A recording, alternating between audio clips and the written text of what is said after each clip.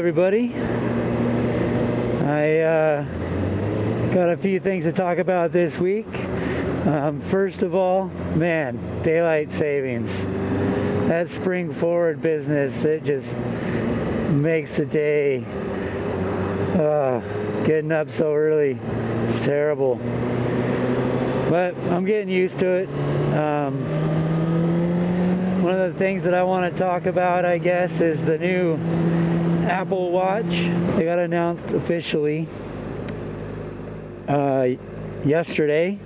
I did make some predictions when I was writing on Monday about the price points, and I was horribly mistaken, as you'll find out here. I'm going to guess, let's see here, the Sport's $350. So I'm going to guess that the next range up, the stainless steel, is going to be $450 or $499. Probably $499, which would kind of break their price point habits. It's usually, every upgrade is usually $100. And but it also usually doubles what you get. So like if you go from a 64 gig iPhone to a 128, it's $100, but you're doubling your memory essentially. So if you go from the 6 Plus, extra $100 with the same memory, pretty much every upgrade's $100. That's my theory. A lot of people say that gold one's gonna be like $1,000. I don't think that's the case. They can hammer that gold so thin it's pretty much non-existent. The watch came out, they gave some price points. As you can see, I was horribly wrong. $350 for the Sport, $550 for the one that I like, and then $10 grand for the gold watch. Yeah, that's tough to swallow. I don't know how many they're gonna sell. So you should notice by now that I got a new camera. I ended up buying a new GoPro, and that was kind of a little bit of a process. Now that I've been motovlogging, I was actually thinking about switching to a drift, and matter of fact, I like the drift so much, I went to their website and I looked at what they had available. They had 3 cameras available. They had the newest one, which is a small little drift, and then they had the Drift Ghost HD, and then the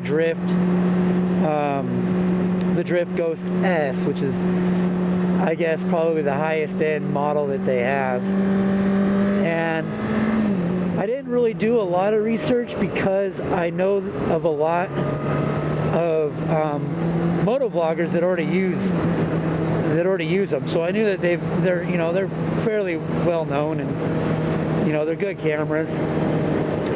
So I went ahead and I liked the look of the really small one, and I liked its the camera capabilities and all that stuff. So I went ahead and ordered it. Put in the order. And after I put in the order, I kind of did things backwards. Then I started doing my research and seeing examples of it and stuff. And there's a lot of people that were motovloggers that got them sent by Drift to them, and they were kind of pushing them a little bit. Well, it turns out that the smallest new Drift camera, action camera, does not have an audio output. So you can't use it for motovlogging. I mean, it's useless. And for what I do, it would not work at all. So I got a hold of Drift, which you cannot get their phone number from anywhere. So you have to email them. So I sent them the email and I said, hey, I want to cancel the order. It's not going to work for what I did, for what I want to do. And they said, yeah, we haven't shipped it yet, so we can go ahead and cancel it. And they refunded my money, and it took a few days, but I got my money back. And I decided to do a little bit more research on these cameras, and I realized that there's audio issues with them. A lot of the vloggers that did use Drift are actually making the switch to GoPro because of the audio situation. And because I already use a lot of I use GoPro cameras already, I decided, you know what, I'm just gonna buy another GoPro and have an action camera, then have my MotoVlog camera. So this is my setup.